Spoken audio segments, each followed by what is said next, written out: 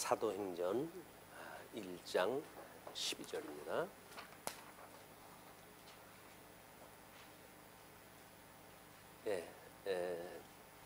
제자들이 감람원이라 하는 산으로부터 예루살렘에 돌아오니 이 산은 예루살렘에서 가까워 안식일에 가기 알맞은 길이라.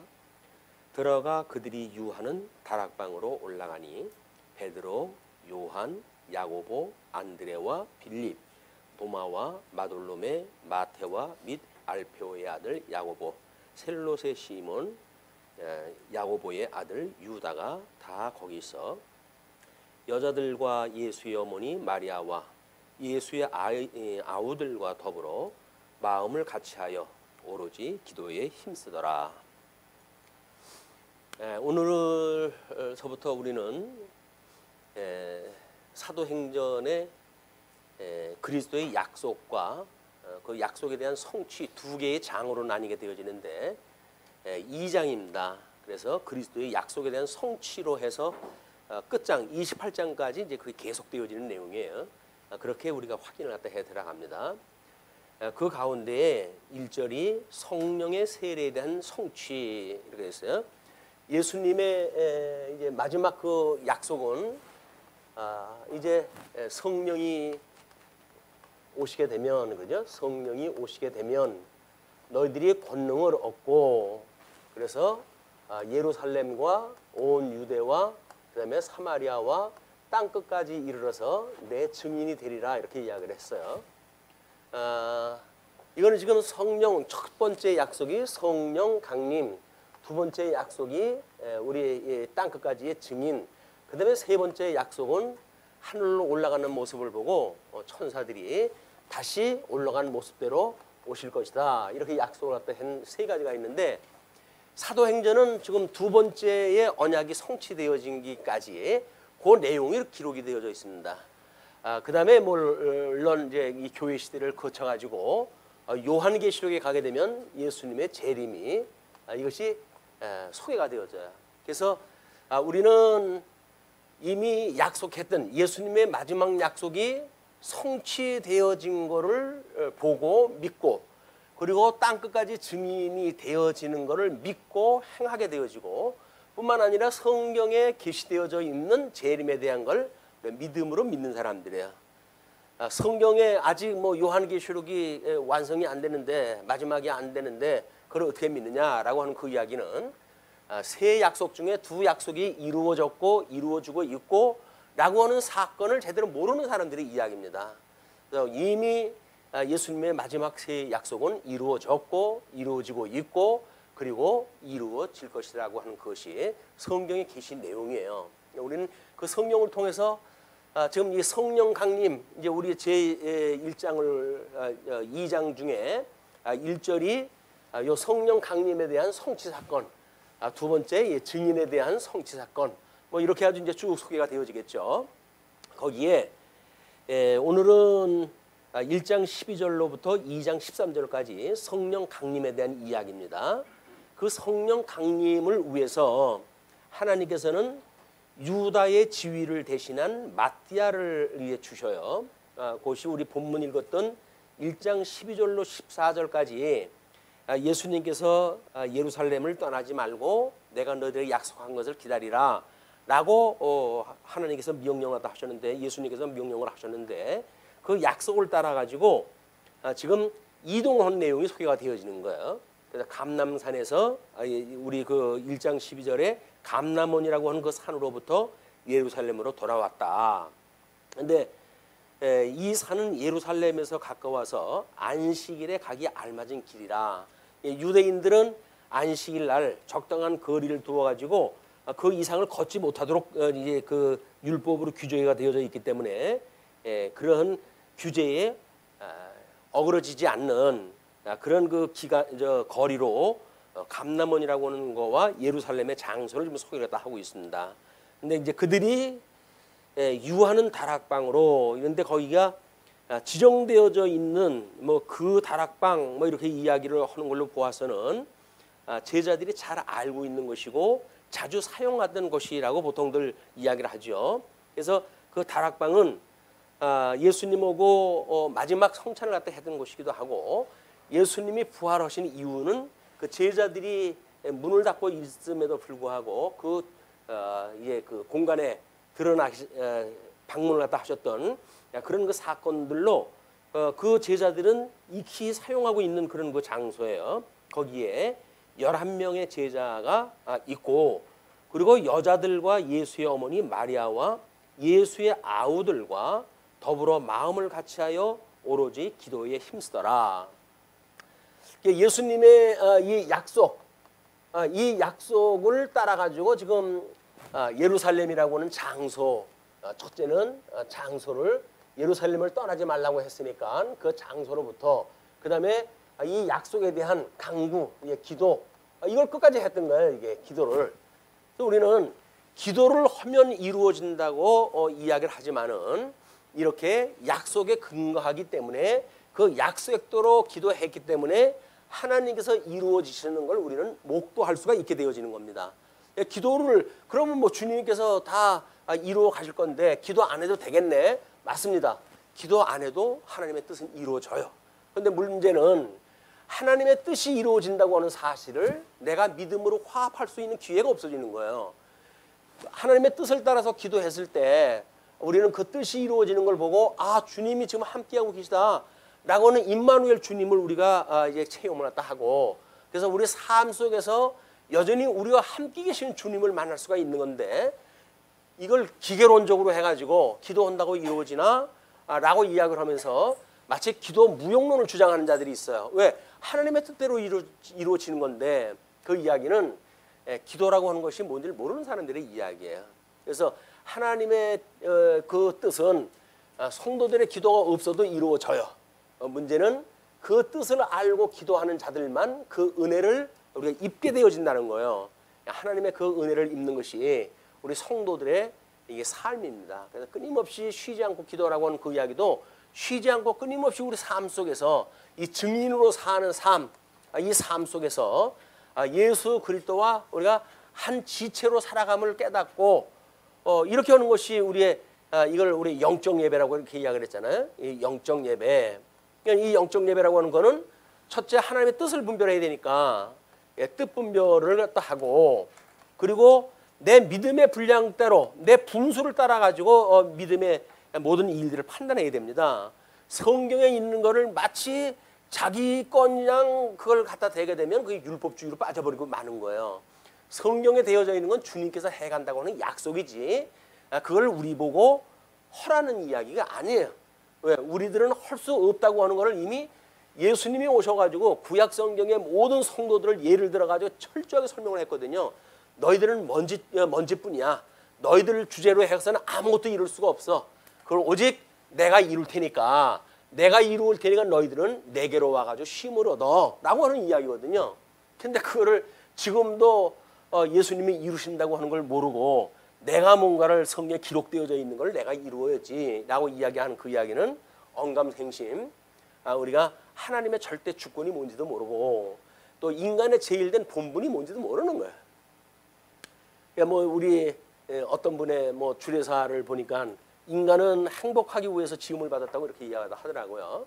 근데 인간이 행복하기 위해서 지음을 받았다고 한다면 예수님 믿지 않은 사람들은 전부 저주 아래 있는 사람들인데, 그거는 이야기가 맞지 않죠. 그 사람들까지도 우리가 함께 설명이 가능한 뭔가 주제가, 명제가 떠올라야 돼요. 그것이 하나님의 영광 계시였다. 우리가 끊임없이 공부하는 겁니다.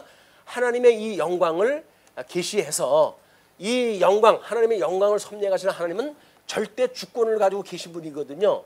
전지전능하셔가지고 모든 만사를 하나님의 뜻대로 이루어가시는 분인데, 우리는 다만 이렇게 하나님의 은혜를 입어가지고 예수 그리스도 안에서 은혜를 입어서, 그 다음에 이 절대적인 주권, 이 주권을 해가시는 분 안에 은혜를 따른 열매를 맺으며 살아가는 것, 이것이 우리가 이 증인되는 삶이라고 이렇게 이야기를 했어요.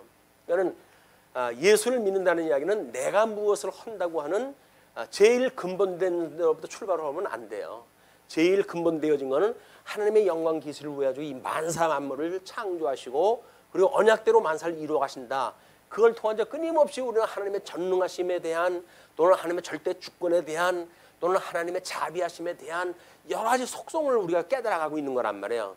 우리는 삶은 결국은 하나님을 배워가는 삶이에요. 이건 하나님 경외하기를 배우는 일이지 여기서 뭔가를 내가 이루는 것이 목적이라고 생각이 들게 되면 그러면 우리는 여기 과부하가 걸리기 시작을 합니다.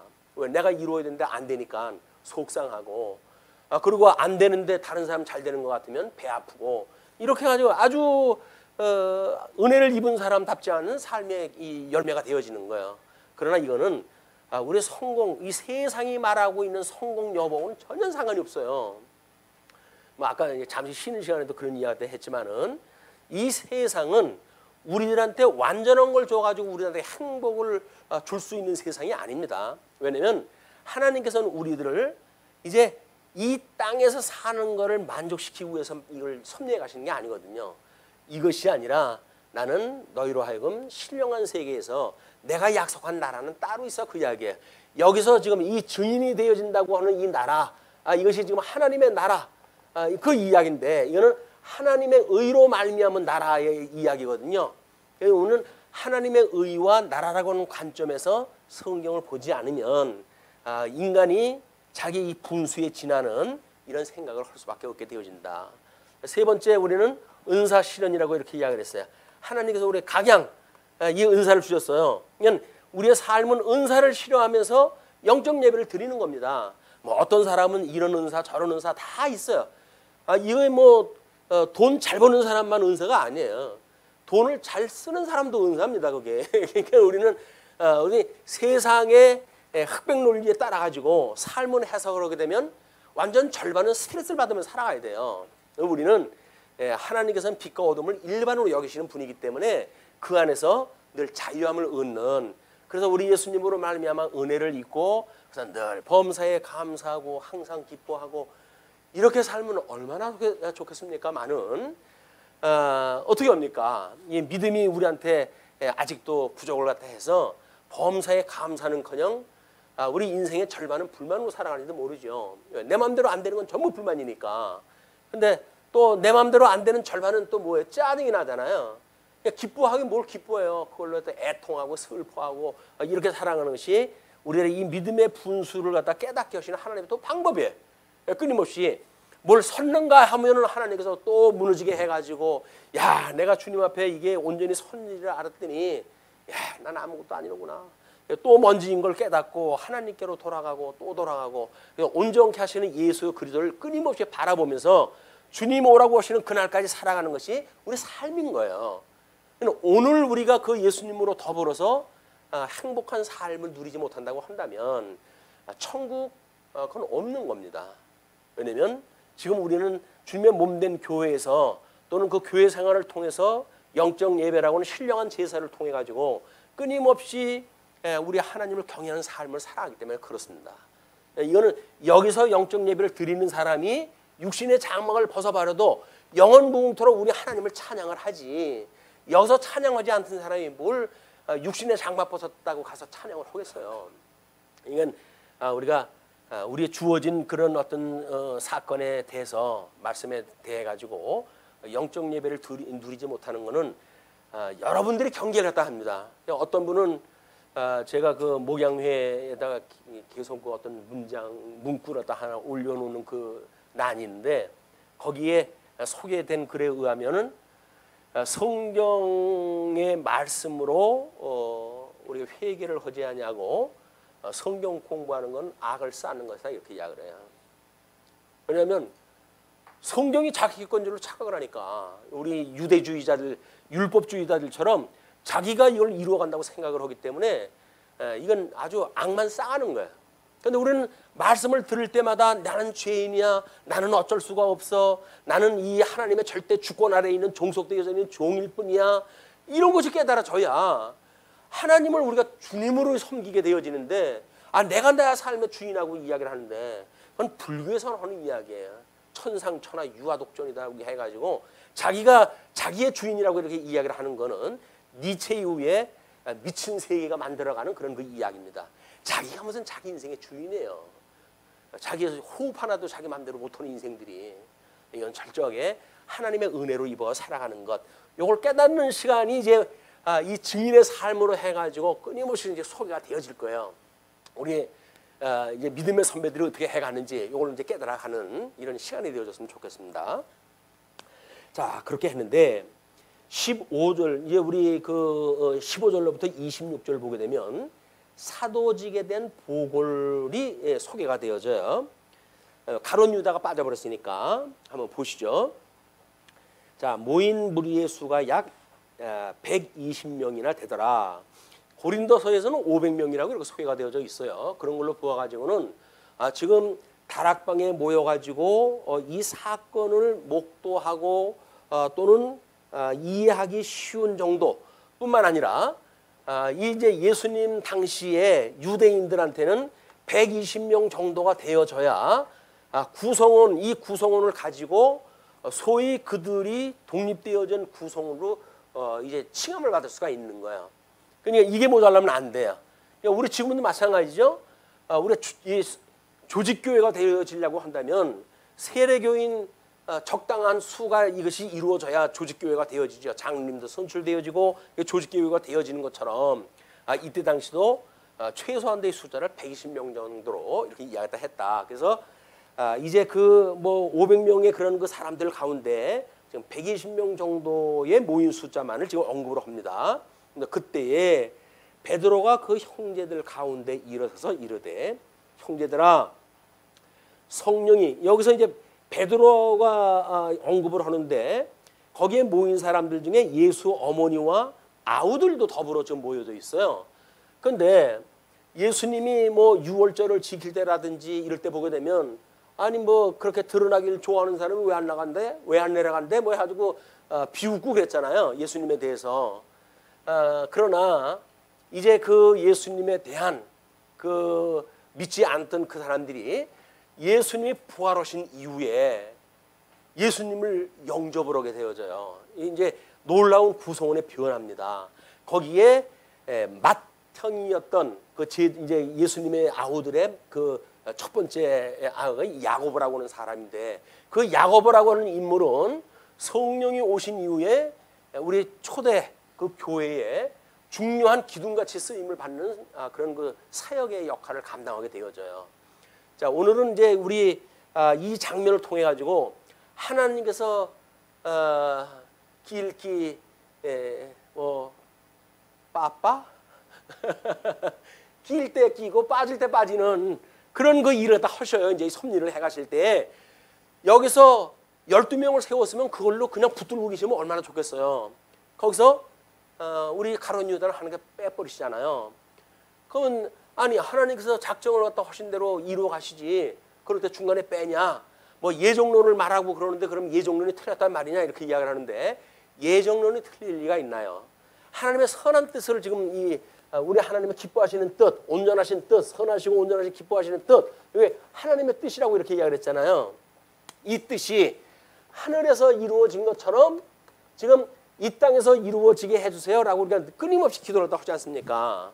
그러니까 우리가 하나님의 뜻이 지금 무엇인가 이게 작정되어지고 예정되어졌다는 겁니다. 그렇기 때문에 이거는 이걸 뭐 이 세상에서 하늘에서 평거를 여기서 굽힐 수가 없고 하늘에서 평거를 갖다 여기서 굽힐 수가 없고 하늘에서 굽힌 걸 여기서 펼 수가 없는 거예요. 이런 하나님의 계시의 영광, 이 천상계와 천하계의 이 모든 세계, 보이는 세계와 보이지 않는 세계에 대한 이런 구조적인 이해가 없으면 우리는 눈에 보이는 세상에 빠져가지고 거기서 뭔가를 이루려고 이제 여기서 안간힘을 쓰는 겁니다. 근데 그거는 아무리 애를 써도 되실 수가 없는 거예요. 우리 하나님의 뜻이 이 땅에서 이루어지기를 구해야 되는데 그렇게 되면 그럼 가룟 유다는 왜 빠졌느냐? 그걸 빠지도록 예정이 되어져 있는 거예요. 우리 학창 어린 시절에 뭐 예정론을 어설프게 공부를 하게 되면 하나님의 예정되어진 대로 되는데 내가 뭐 교회당 안 나간다고 뭐 어떻게 하겠어? 이런 생각이 들잖아요. 그런데 하나님께서 예수님을 버리는 일들이 사람들이 예수님을 버리는 일들이 뭐 성경에서 나오는 그 예가 부지기수입니다. 그럼 뭐 왜 그 사람들은 예수님한테 떨어져 나갈까요? 그렇게 예정되어져 있는 거예요. 이 기도도 하나님의 뜻을 분별해서 나와 함께 하시는 하나님, 이런 경외함을 배우는 그런 그 하나님으로 필요한 것처럼 예정론도 마찬가지예요.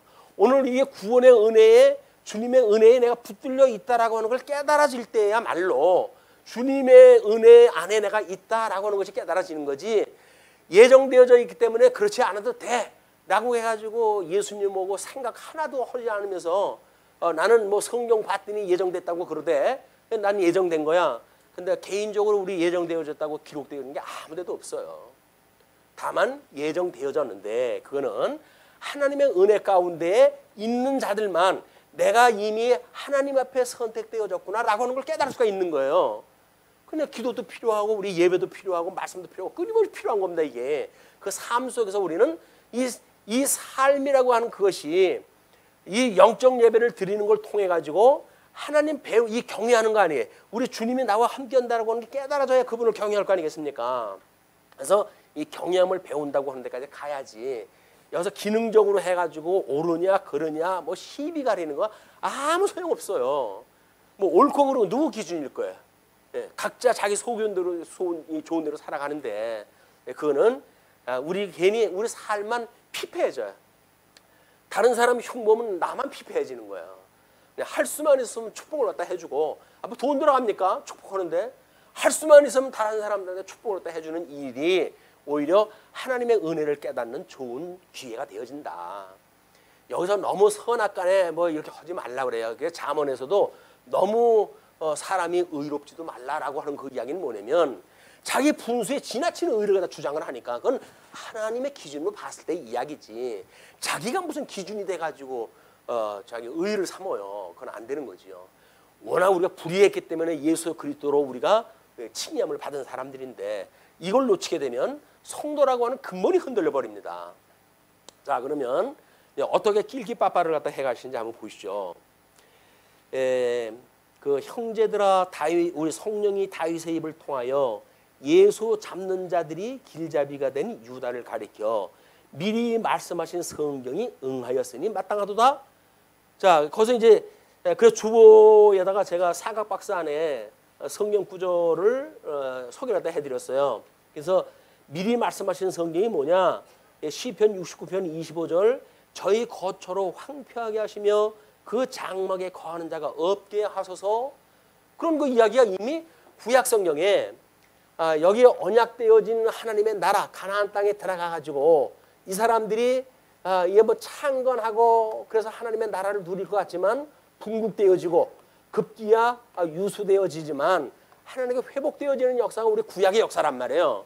그러니까 이 사람들이 지금 이 과정을 통해 가지고 시편 기자가 봤을 적에는 뭐 유수뿐만 아니라 여기서 분국하고 불순종하는 그런 그 자들은 선지자를 통해서 끊임없이 말씀을 공급하는데도 불구하고 선지자들의 말을 안 들어요. 귀를 틀어막고 안 들어요. 그러니까 이때 마지막으로 선언하는 것이 뭐냐면 시편 기자가 이야기했던 것처럼 그들이 저희 거처로 황폐케 하시며 그 장막에 거하는 자가 없게 하소서 이렇게 이야기를 하는 거예요. 자, 이거는 지금 이렇게 12사도를 통해 가지고 이것이 성취되어지는 사건 아닙니까? 근데 오늘 어차피 이제 사도행전 뒤에 요한계시록을 가기로 했잖아요. 요한계시록의 7장에 가게 되면 12지파의 소개가 돼요. 12지파 해가지고 14만 4천 명이라고 하는 그 구원받은 사람들의 이야기가 언급이 되어집니다. 이때 보게 되면 여기에 단지파가 빠져요. 그 다음에 에브라임 지파가 또 빠져요. 이 지파가 빠져요. 두 지파가 빠져요. 대신 레위 지파가 들어가고 그 다음에 이 므낫세 지파는 그 나머져 있고 그래서 요셉 지파가 언급이 되어지거든요. 요거는 예수님이 오셔가지고 12사도를 세우심으로 해가지고 구약성경의 언약자손, 이 언약자손이 12지파를 통해가지고 하나님께서 언약자손을 삼으신 거예요. 이건 언약자손. 이 언약자손이라고 그 이야기는 오실 예수 그리스도 이분에 대한 예표로 보여주는 사건이 12지파를 통한 이스라엘의 섭리 역사거든요. 그러니 예수님이 오셔가지고 저거를 실체적으로 이루시기 위해서 12명의 제자를 세우신 거예요. 그 중에 한 명이 빠져나갔잖아요.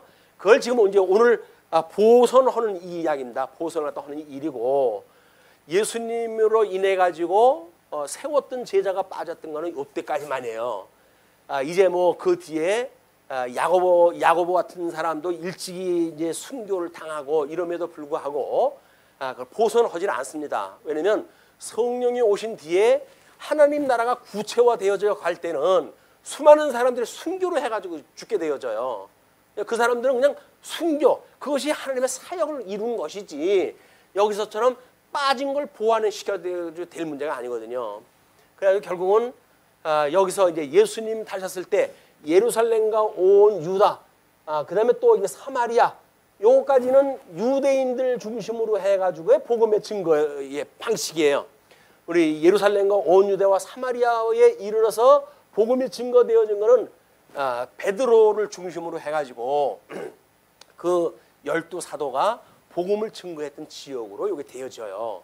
그 다음에 하나님께서 사도 바울을 세우셔가지고 이방인의 사도를 세우셔가지고 땅끝까지 복음의 증인을 삼게 되어집니다.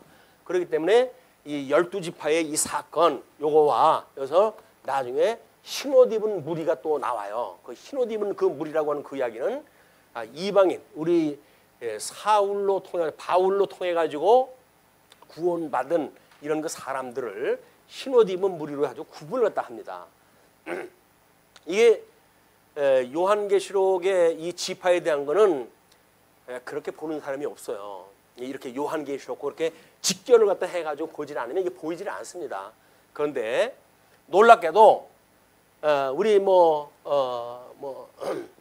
신천지나 어디나 그런 그 교단에서는 이 12지파에가 포함되어야 된다고 해가지고 난리 버질 치는 거예요. 그래가지고 14만 4천이 뭐 되면은 하나님이 우리 주님이 오신다나 어쨌든 뭐 그래가지고 온 기독교를 갖다가 하게 되어지는데 이 사람들은 12지파가 나와 있는 게 왜 그런지도 모르고 좀 그러는 거예요. 12지파 저 구약 성경에 나와있는 12지파하고 같은 줄 알고.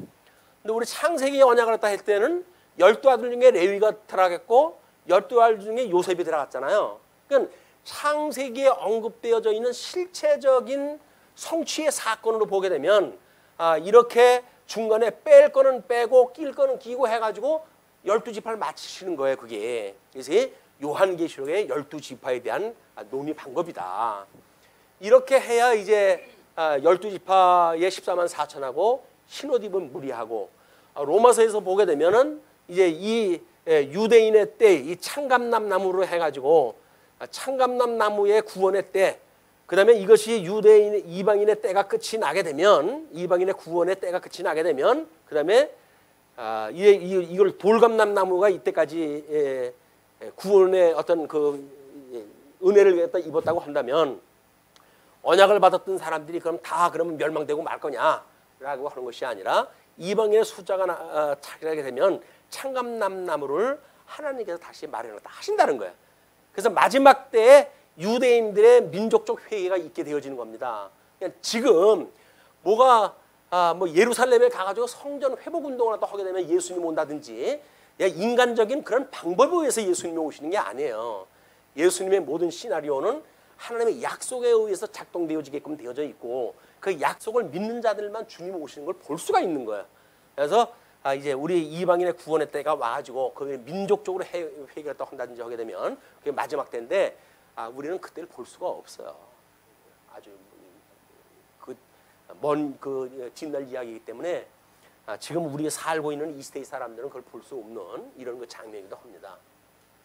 자, 네, 이러면 역사적 배경으로 해가지고 우리 저쪽 구약서부터 해가지고 요한계시록까지 전부 띄었어요.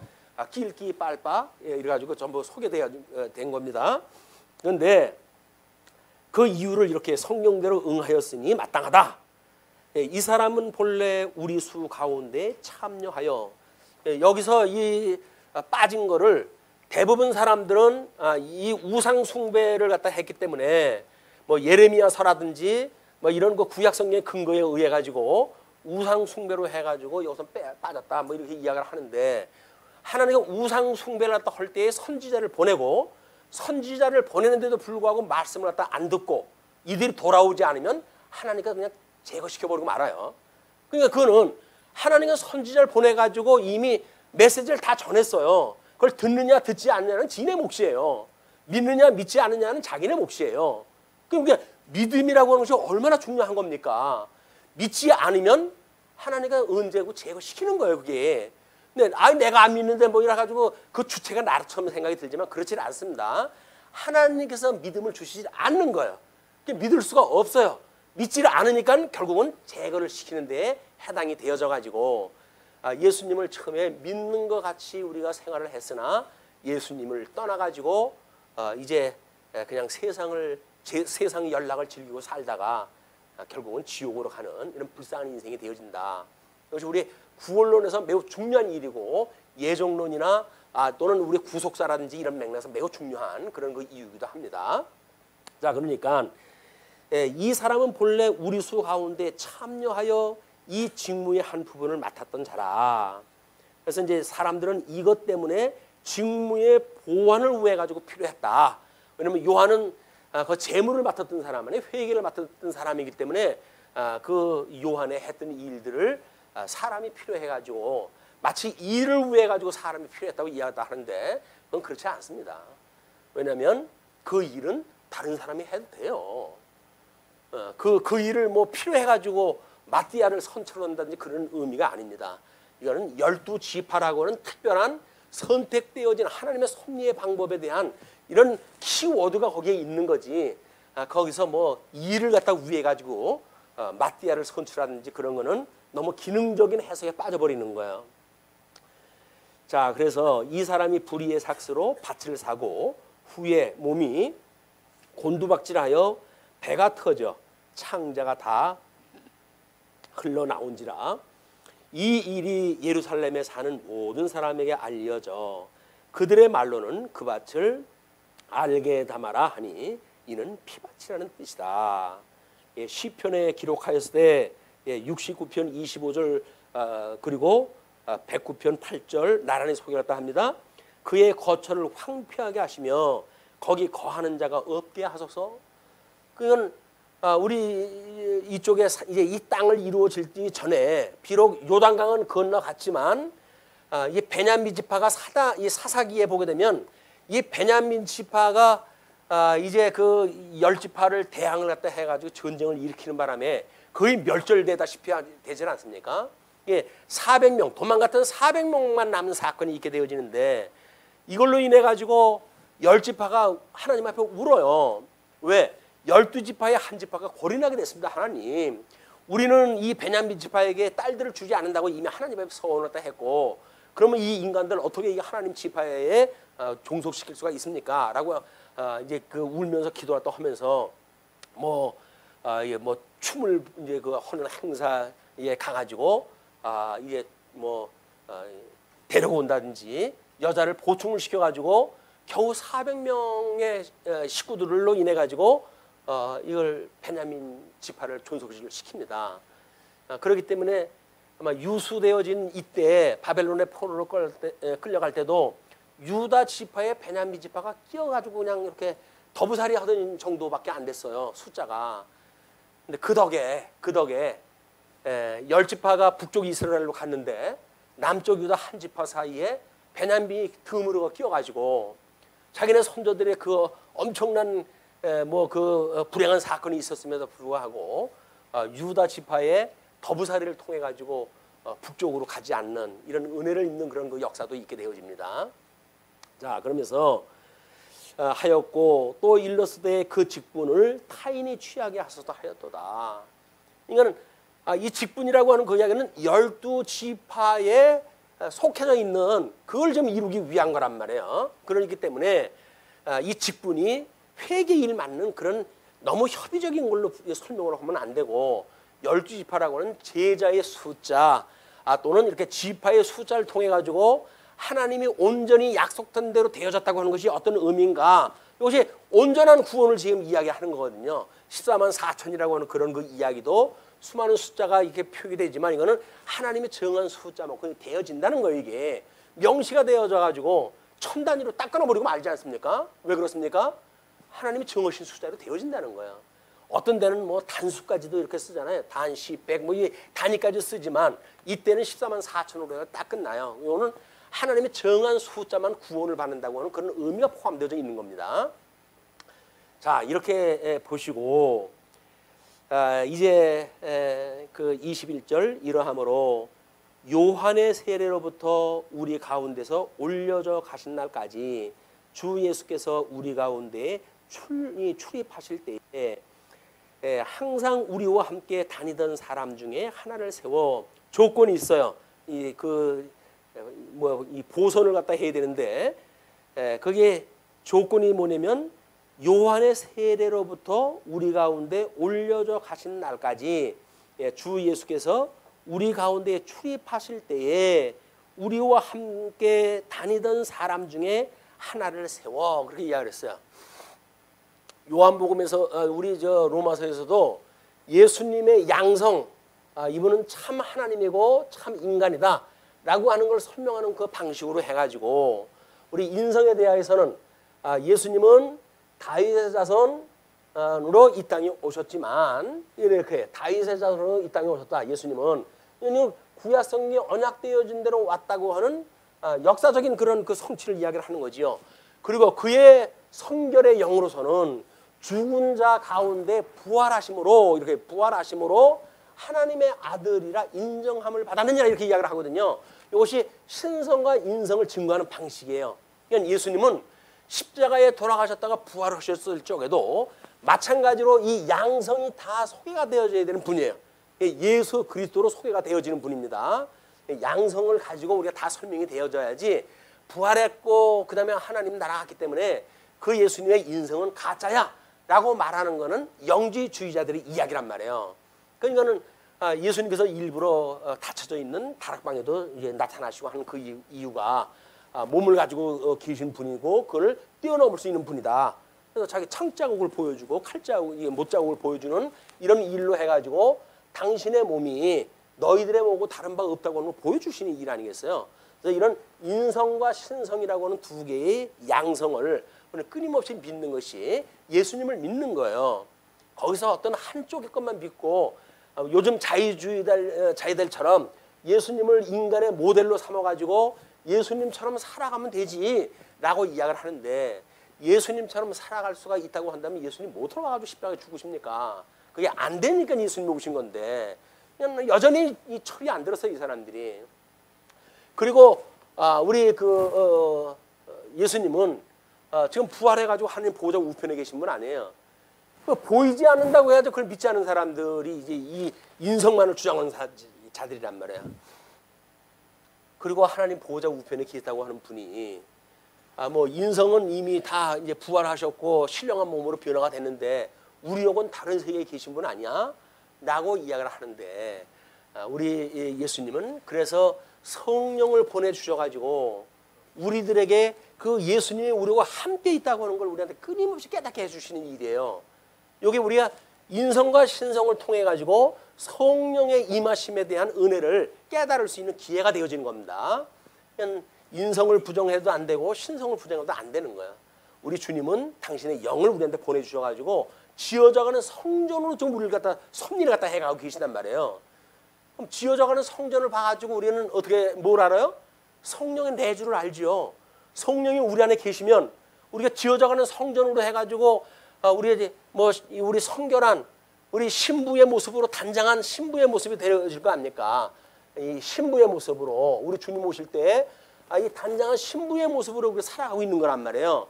이것이 아니라고 한다면 아니 뭐 예수님이 뭐 우리 구원을 갖다 해줬지 내가 뭐 행위로 해가지고 구원받은 거야? 그래가지고 행위를 부정하는 자들이 있어요. 근데 그렇지 않습니다. 우리는 열매, 이 열매로서의 우리가 이 덕성분이 나오는 거예요. 우리는 지어져가는 성전으로 해가지고 그렇기 때문에 우리 삶을 끊임없이 돌아봐야 될 이유가 있는 겁니다. 하나님의 말씀을 듣고도 우리가 이런 어떤 열매, 우리에 대한 삶에 대한 문제 이걸 성찰하지 않는다는 이야기는 예수 믿지 않는 거예요. 성경 공부를 갖다 해가지고 뭐 이론은 바삭하게 알아. 이론을 갖다 아니까는 내 삶에 대한 모든 문제를 어떻게 한다고요? 이 이론을 해가지고 덮어 씌워버리고 마는 거예요. 그 성경은 자기 거 아니에요. 그냥 계시되어진 하나님의 말씀이지. 우리는 그거를 깨달아가는 뜻을 분별하는 것만큼 믿음의 분수를 따라서 내가 누리는 것만큼이 내 거예요. 얼마나 우리가 누리는지 이걸 우리가 끊임없이 확인할 이유가 있다. 자, 이제 그렇게 하면서 그러므로 그런 그 이야기예요. 항상 우리와 함께 다니던 사람 중에 하나를 세워 우리와 더불어 예수께서 부활하심을 증언할 사람이 되게 하여야 하리라 하거늘. 그들이 두 사람을 내세우니 하나는 바사바라고도 하고 별명은 유수도라고도 하는 요셉이요, 하나는 마띠아라. 근데 이상해요. 두 사람을 소개를 했다 하는데 앞에서는 바사바라고도 하고 별명은 유수도라고 하고 또 요셉이라고 하는 뭐 히브리어로 또는 헬라어로 해가지고 자세히 풀어가지고 설명을 하는 사람이 한 사람이 있고, 하나는 마따디아라 그래가지고 간단하게 설명을 말아요. 왜냐하면 여기 선출해서 하나는 마따디아를 쓰셔요. 12명 중에 이 가룟 유다 대신에 마따디아를 쓰시거든요. 그러면 마따디아는 앞으로 사역을 하면서 끊임없이 다른 사람의 증인의 역할로 해가지고 설명할 기회가 있겠죠. 그러나 여기서 빠져버린 그 유소라고 하는 요셉은 여기서밖에 안 나와요. 그러니까 그 사람은 이왕 나올 때 자세히 설명을 하고 나머지에는 설명이 없다. 그냥 우리의 삶도 마찬가지인 것 같아요. 예수님을 처음에 믿었을 때 뭐 대단한 걸 가지고 믿는 것처럼 이야기를 하지만 근데 그렇게 거창하고 나중에 아무런 삶에 영향이 없다고 한다면 속빈 강정입니다. 근데 우리는 우리 구주 되시는 예수 그리스도로 말미암아 내가 구원을 받았어라고 하는 간단한 그 십자가의 도를 깨닫고, 뭐 이제 우리 앞으로 설명이 되어지겠지만 그 십자가의 도를 깨달은 사람들에게는 하나님께 특별히 우리 삶을 통해서 끊임없이 내가 너와 함께 있어 이걸 깨닫게 해주셔요. 그렇기 때문에 뭐 다른 사람에 의해서 이력을 소개하거나 스펙을 소개하거나 그럴 이유도 없어요. 그냥 삶을 통해서 보여주면 돼. 그냥 증인의 삶을 살면 돼요. 그러면 그게 그냥 우리들의 스펙이라니까요. 이 세상에서 얻은 스펙이 뭐가 필요 있어요. 그렇다고 해서 세상 살이가 필요 없다는 얘기는 아닙니다. 열심히 일해야죠. 열심히 일해야지. 왜? 하나님 경영을 배우는 장소인데 대충 배우면 안 되잖아요. 아주 치열하게 배워야 되겠죠. 자, 그들이 기도하여 이르되, 기도하죠. 어느 때 기도를 합니까? 선출을 앞두고 기도를 했다 합니다. 뭇사람의 마음을 아시는 주여. 마음을 지으신 하나님께서 뭇사람의 마음을 아시는 건 당연하잖아요. 그러니까 뭇사람의 마음을 아시는 주여, 이 두 사람 중에 누가 주님께 택하신 바 되어 봉사와 및 사도의 직무를 대신할 자인지를 보이옵소서. 유다는 이 직무를 버리고 제오소로 갔나이다 하고 제비 뽑아 마띠아를 얻으니 그가 11사도의 수에 들어가니라. 그래서 우리 이제 이 기독교에서 선출하는 방식은 사실은 뭐 무작위로 해가지고 자기가 자원하는 사람들을 갖다 대거 쭉 이름을 나열했다 하고 거기서 우리가 누굴 뽑는다고 하는 그 이야기는 사실 어려워요, 선출이. 그리고 우리야 뭐 성도가 얼마 안 되니까 뭐 어떤 분을 하면 그분에 대해서 잘 알잖아요. 근데 1000명 정도 된다고 생각을 해보십시오. 교회당 1000명 수용할 수가 없는 교회가 너무나 많거든요. 그 사람들은 할 수가 없어요. 그걸 다 수용을 하려면 1부 예배, 2부 예배, 3부 예배, 4부 예배 뭐 해가지고 7부 예배까지 드리고 이제 이렇게 한단 말이에요. 그러면 1부에 나왔던 사람이 그 다음에 나왔던 사람을 알 수가 있나요? 몰라요. 근데 공동의회를 또 하게 되면 어떻게 해야 돼요? 그 사람은 다 투표를 갖다 해야 되거든요. 본 적도 없는데 어떻게 투표를 갖다 합니까? 안 되는 거예요. 그렇기 때문에 우리 이 선출 방식을 나름대로 이제 우리 이 교회에서는 적합하게 우리가 뭐 이제 우리 뭐 장로를 선출한다 그러면 장로회라고 하는 것이 있잖아요. 여기서 청거를 갖다 해서 청거를 하게 되면 이제 기존으로 있는 분들하고 함께 일할 수 있는 분인가가 충분히 검토가 되지 않겠습니까? 이렇게 되어진 뒤에 그리고 제3 그런 그 부서에서 이 청거의 옳은가 그른가를 판단을 갖다 하고 그다음에 온 성도가 선거를 갖다 하는 방식 이렇게 해가지고 좀 더 구체적으로 아는 사람들이 선출을 갖다 하는 방식을 취하는 것이 교회 선출 방법이에요. 이것이 지금 이 예수님 당시에 이제 또 이 사도들 때에는 두 명 달랑 선출을 갖다 해가지고 하나님 앞에 이제 기도를 갖다 한 거야. 어떤 분으로 해가지고 하나님께서는 정해진 겁니까? 라고 이야기해요. 자, 이제 12명이 다 찼잖아요. 그러면 이미 예수님이 12사도를 세우신 것 그걸로 해가지고 온전히 이룬 거는 성령 강림되어지기까지 12명을 다 완성이 되어져 가지고 온수가 다 찼어요. 이제 예수님은 12명 사도를 다 같이 채운 거예요. 그런데 예수님께서 누가복음에서 뭐라고 마태복음에서 뭐라고 이야기했다고 하냐면 이제 자기가 심판 자리에 있을 때에 너희도 나와 같이 12지파를 심판하리라 이렇게 나오잖아요. 그러니까 예수님이 심판주인 것처럼 이 예수님과 함께 있던 12명도 이스라엘의 지파의 심판주로 이제 등장이 되어지는 거예요. 이게 참 회복되어진 나라를 심판하시는 예수님의 심판 자리에 그들이 들어가는 자리다. 그렇기 때문에 그 12명은 예수님과 함께 있어야 예수님의 그 약속이 이루어지는 거예요.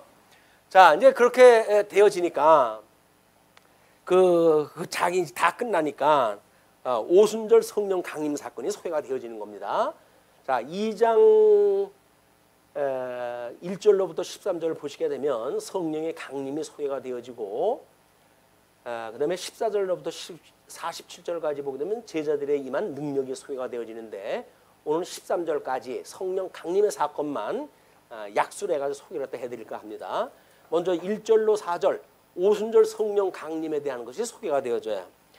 예, 오순절 날이 이름에 그들이 다 같이 한 곳에 모였더니 호련히 하늘로부터 급하고 강한 바람 같은 소리가 있어 그들이 앉은 온 집에 가득하며 마치 불의 혀처럼 갈라지는 것들이 그들에게 보여 각 사람 위에 하나씩 임하여 있더니 그들이 다 성령의 충만함을 받고 성령이 말하게 하심을 따라 다른 언어들로 말하기를 시작하니라. 이제 방언에 이제 이 새로운 것이 시작이 되어진 거예요. 자, 그러면 성령 강림은 예수님의 약속대로 되어졌다고 하면 뭐가 필요하죠? 우리 표징이 필요해요. 표징. 그걸 성경에서 말하는 표적이라고 이렇게 이야기를 합니다. 구약 성경의 언약대로 예수님이 오셨는가? 그걸 위해 가지고 예수님은 수많은 표적을 보여주잖아요. 그 이사와 표적을 보여주시는 일은 약속대로 이루어졌다고 하는 걸 보여주는 계시의 방식이에요. 그러니까 예수님의 약속대로 성령이 오셨다고 하는 걸 보여주기 위해 가지고 이제 거기서 소개되어지는 것이 하늘로부터 급하고 강한 바람 같은 소리가 있고 그들이 앉은 온 집에 가득하며 일단은 소리, 청각을 이용한 성령 강림에 대한 인식을 갖다 하게 하시고 다음은 불의 혀처럼 갈라지는 것들이 그들에게 보여. 그래서 시각을 통한 표적을 보여주셔요. 그리고 각 사람이 하나씩 임하여 있더니 그들이 다 성령의 충만함을 받고 성령의 말하심을 따라 다른 언어들로 말하기를 시작하니라. 그래가지고 말을 갖다 하는 이런 방식을 통해서 표적을 보여줬다. 세 가지가 다 표적의 방식이에요. 이 성령의 이 강림이 예수님의 약속대로 되어졌다고 보는 방식을 시각적으로, 청각적으로 또는 이제 말을 방식을 통해 가지고 이루어졌다. 근데 강한 바람 같은 소리가 있다 그러니까 무슨 부흥사들이 마이크에다 대고 슉슉 소리 대고 그렇게 해서 교회 장난치면 안 되죠. 슉슉거리는 그런 소리가 들렸다 그랬지. 지복은 언제 씩씩거리라고 그랬어요. 뭐 속상한 게 있는지 모르겠지만 씩씩거리고 그래가지고 마치 사람들한테 어떤 환각을 불러일으키는 이런 쇼맨십을 가지고 이 복음을 증거한다는 이야기는 사기꾼들입니다. 그렇게 하면 안 돼요. 말씀 그냥 성경이 그 시간 성경 들으면 설명을 하면 되지. 뭘 지가 그걸 연출을 해, 지가. 그리고 이제 불 같은 게 보였다 그랬잖아요. 그것도 각자한테 성령이 임한 걸 보여주기 위한 방식으로 전 그 소개가 되어진 거죠. 그리고 우리 이제 불이라고 하는 건 심판에 대한 걸 또 이야기를 하고 그래서 성령에 대한 이런 걸 예표로 보여주는 사건이기도 합니다. 그다음에 이제 방언, 다른 말로 보여준다고 그러는데 하나님께서 아담에게 이제 이걸 만들었을 적에는 이 아담에게 양대 언약을 주셨을 적에는 아담이 에덴 동산에 들려가지고 짐승들에게도 그 이름을 다 지어줄 만큼 아주 하나님의 그 뜻에 잘 따랐던 사람 아니겠어요? 근데 이들이 이제 이 타락되어져 가지고 세상으로 추방이 되어진 그 이후에 노아의 심판을 받게 되어지나요? 이 노아의 심판을 통해 이 노아의 심판은 예수님의 심판에 대한 예표적인 사건이라 그랬어요. 베드로에서 나오지만 물심판과 불심판에 대한 이제 그런 그 예표를 보여주는데 이 뒤에 바벨탑 사건이 이제 소개가 되어져요. 이 바벨탑 사건을 통해 가지고 인간은 늘 하나님과 같이 되고자 하는 이런 오만방자함에 의해 가지고 결국 하나님께서 언어를 흩어버리죠. 그냥 말이 안 통하는 거예요. 우리는 지금 적극적으로 이 말을 어떻게 하면 하나로 만들까? 저희 지금 바벨탑 수준까지 갔습니다. 뭐 5G의 그런 어떤 문화권에 사는 사람들은 앞으로 외국어를 훈련 안 해도 돼요. 일본에서는 이제 이미 실용화 되어 단계에 출시가 된다고 그러는데 일본말 자기네 자국어 하나 가지고 뭐 중국어, 영어, 뭐 프랑스어, 뭐 몇 개 국어를 갖다 통역이 동시에 통역을 또 하게끔 되어졌어요. 이제 그 기계만 가지고 이어폰 꽂고 있으면 자기가 자기 그냥 일본말로 이야기를 해요. 그럼 상대방이 스피커를 통해 가지고 자기네 말로 다 들어요. 그러면 그 사람은 또 자기네 말로 막 하잖아요. 그러면 여기서 번역이 돼 가지고 이 사람이 이어폰으로 해 가지고는 일본말로 그게 번역이 돼 가지고 들어오는 거예요. 이래가지고 말을 하나로 만들어 놓는 작업을 우리 성령님이 오셨을 때에 방언이라고 하는 특별한 언어를 가지고 이를 이루어 가셨는데 지금은 세상에서 문화라고 하는 그것이 하나님이 흩어놓은 말을 하나로 묶어내는 작업을 하고 있다. 거의 이제 말세가 다 된 겁니다, 이게. 자, 그렇게 되어졌는데 이제 5절로부터 그 13절까지 절기를 지키는 디아스포라가 소개가 되어져요. 그때 경건한 유대인들이 천하 각국으로부터 와서 예루살렘에 머물러 있더니 여기서 경건한 유대인들 여기 앞으로 사도행전을 풀어갈 때 중요한 그 어떤 키워드가 되어져요. 경건한 유대인들. 왜냐하면 예수님이 오셨을 때 주전 뭐 200년서부터 주후 고를 전후로 해가지고 유대인들한테 바리새파 또는 사두개파 또는 뭐 우리 그 열심당원 그다음에 SNF파라고 하는 이런 파가 결성이 되어져 있어요. 그러니까 자기들은 구약 성경을 가지고 나름대로 하나님의 바른 신앙생활을 하겠다라고 하는 걸 가지고 파가 갈려져 있는데 나중에 이제 그 예수님을 믿는 제자들에 대하여 세상에 고소를 갖다 했을 때 뭐라고 이 예수 믿는 사람들을 이야기를 하냐면 이때는 아직 교회가 세워지기 전 아니에요. 그리고 교회가 뭔가 좀 어설픈 모양으로 세워졌다고 하더라도 지금 같은 교회가 아니거든요. 그래서 이런 거를 이제 이렇게 경건한 유대인들라고 했을 때 이 사람들이 나사렛으로부터 나온 사람들 안에 예수님이 나사렛 예수니까 그래서 나사렛파라고 하는 특별한 이름을 붙여가지고 요 네 개의 파 외에 나사렛파 정도로 유대인의 종파의 하나 정도로 이게 여기게 되어지는 거예요. 그 처음에는 그냥 로마 제국도 유대인들 뭐 파도 하도 많으니까 그 중에 하나인가 보다라고 이야기를 했었는데 갈수록 지네들끼리 갈등도 나고 그래가지고 쟤네들은 아니다. 우리들의 그런 유대인이 아니다. 뭐 이렇게 해가지고 결국은 로마 제국으로부터 해가지고 핍박을 받는 중요한 그런 이제 기독교가 시작이 되어지는 겁니다. 그래서 여기서 좀 경건한 유대인 요 이야기는 그때 당시에 나름대로 하나님의 말씀을 경건한 마음을 가지고 섬기려고 했던 자들을 언급이 되어주고 있는 거예요. 천하 각국으로부터 와서 예루살렘에 머물러 있더니 여기서 이 소리가 나매 큰 무리가 모여 각각 자기의 방언으로 제자들이 말하는 것을 듣고 소동하여 다 놀라 신기하게 여겨 이르되 보라 이 말하는 사람들이 다 갈릴리 사람이 아니냐? 갈릴리 사람이라고 하는 그 이야기는 뭐 나사렛에서 뭐 선한 것이 날 수가 있느냐라고 이야기했던 것처럼 별 볼 일 없는 사람들 그런 그 이야기예요. 별 볼 일 없는 사람들을 이제 지칭하는 이야기이기 때문에 그게 갈릴리 사람들이 아니냐. 그런데 문제는 그 갈릴리 사람들로부터 우리 각 사람이 난곳 방언으로 듣게 되는 것이 어찌 됨이냐? 그러니까 자기네들의 방언, 흩어져 있는 지역에서 배웠던 그들의 고유의 언어들이 있잖아요. 이건 배우지 않으면 모르는 건데, 이 사람들이 갈릴리 촌 사람들인데 어떻게 이거 외국어를 안 돼? 뭐 이렇게 이야기가 되어진 거예요. 그러니까 그들이 돌아왔던 지역들을 이야기를 하는데, 바데인, 메데인, 엘람인, 또 메소포타미아, 요게 우리 바벨론 제국에 이 포로로 끌려갔을 때 그 인접되어져 있는 지역들 위주예요.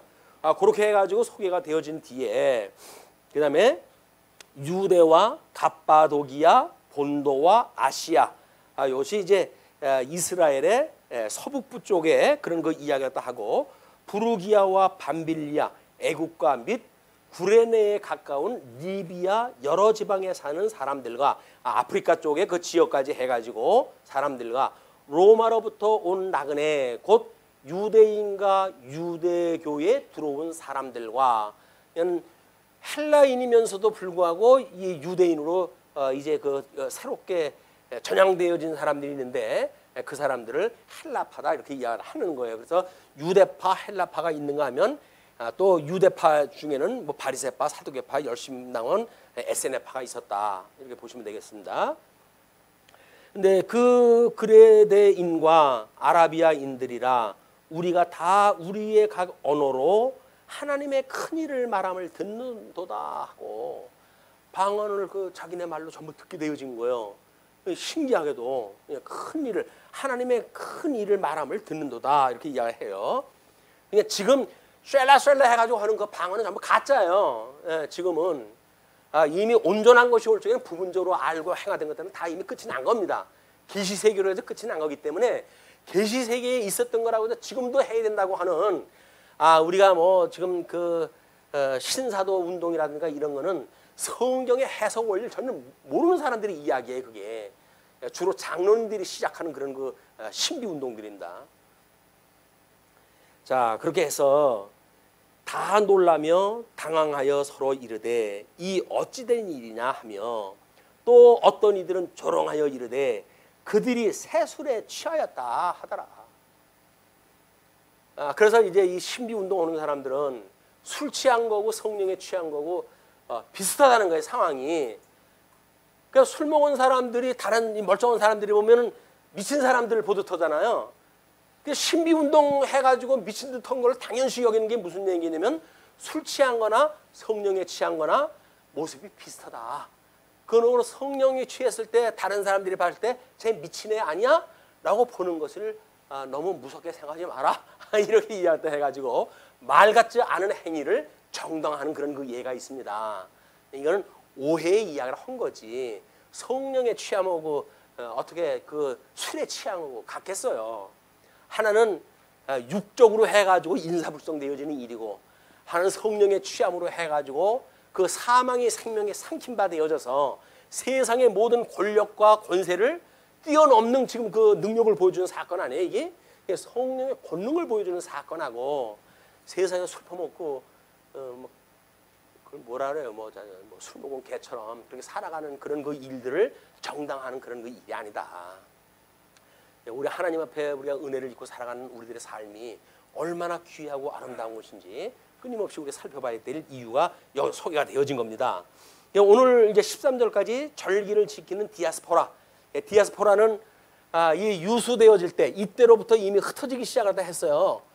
이때로부터 흩어지기 시작한 사람들인데, 요거는 모형적인 거 아니에요? 이제 이 구약 성경이니까. 그럼 요건 실체적인 걸로 가면 어디로 가야 될까요? 이 바벨탑 사건으로 하여튼 흩어졌잖아요. 이 흩어진 거에 대한 거를 지금 예표적으로 보여주는 사건이에요. 그래서 우리 노아의 세 아들 함과 셈과 야벳이라고 하는 그 세 민족으로도 온 세 개의 민족들이 번져서 갔는데, 그거를 하나의 민족으로 예수 그리스도를 믿는 하나님의 그 민족으로 결속시키는 그런 그 사건이 회복의 사건이다. 이거는 이방인이고 뭐 헬라인이고 유대인이고 구별될 수가 없는 거예요. 유대인의 어떤 그 율법적 모습을 보게 되면 아브라함의 그 이후의 역사를 통해 가지고 고집을 부리는지 모르겠죠. 그러나 이건 모형적이고 실체적이라고 한다면 아담의 언약으로부터 이것이 시작되어진 거기 때문에 얼마나 광의적인 건지를 이걸 봐야 해석에 좀 더 성경적인 해석이 가능하고 폭넓은 그 해석으로 인해 가지고 우리 자유로운 그런 해석에 우리가 임할 수가 있게 되어진다. 아니면 뭐 율법적으로 이렇게 규속되어지는 이런 그 아픔이 있게 되어지는 겁니다. 자, 이제 다음 시간에 제자의 임한 능력, 이건 오늘날 우리에게 임한 능력이나 같으니까 그렇게 해서 신년 벽두가 이제 시작이 됐습니다. 그러나 우리 교회적으로는 어려움도 많고 아프시는 분도 많고 뭐 어려움을 겪는 분도 많고 이렇잖아요. 그러나 이제 이 성령의 역사를 우리가 공부를 갖다 해가면서 성령의 권능이 우리에게 임했다고 하는 사실을 가지고 현대에 가지고 있는 모든 고난을 뛰어넘는 우리 믿음으로 승리하게 되어지는 이런 새해가 되어지기를 우리 예수님의 이름으로 축복합니다. 기도하시죠.